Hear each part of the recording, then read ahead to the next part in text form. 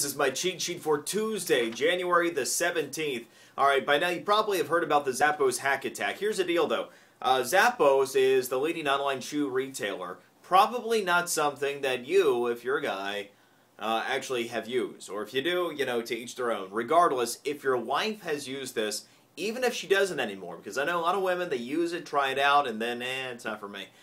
You got to change not just the password associated with Zappos. Here's the big thing. Anywhere else that password is used, these sophisticated techniques by the hack attack team are running these passwords, usernames and passwords through systems and all kinds of other sites.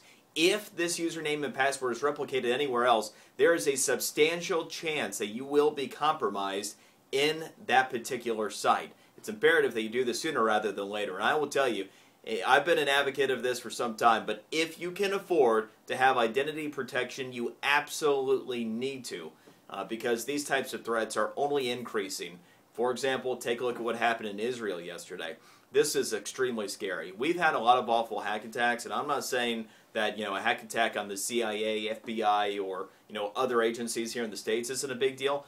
But yesterday, hack attackers from Saudi Arabia actually froze the Israeli stock market and got into the airline system for Israel. You know the potential implications there. They could crash and take control of their stock market and their economy. If they could compromise the entire airline in Israel, what that would mean. So much more dangerous than even a hijacker getting on board one plane, isn't it? All right, so here's something else that might be interesting. We're going to switch a little bit. We know that women tend to be pretty important to our lives. I'm the first to admit that I'm far better when I have a great woman like my wife Ashley behind me than if I'm left to my own devices. But just having women around, just generally around us, is important. You don't have to be in a relationship. You don't have to be married. Just having them around. Get this. Men who are not surrounded by women are 42% more likely to spend money, to reduce their savings rate, 42% less likely to save as much, and 82% more likely to run up credit card debt.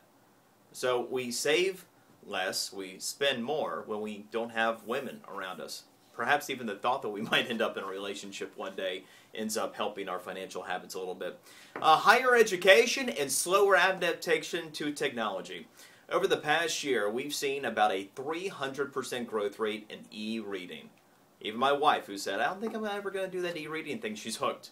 She's not buying paperbacks or hard copies anymore. She's e-reading. Well, higher education still hasn't gotten the message. It's only grown by 42% there. In fact, when we see a lot of high-tech areas pop up, higher education is actually one of the slowest to adapt to it traditionally. I'm not really sure what that says, but I do have an idea. Remember that information is not only reserved for a classroom.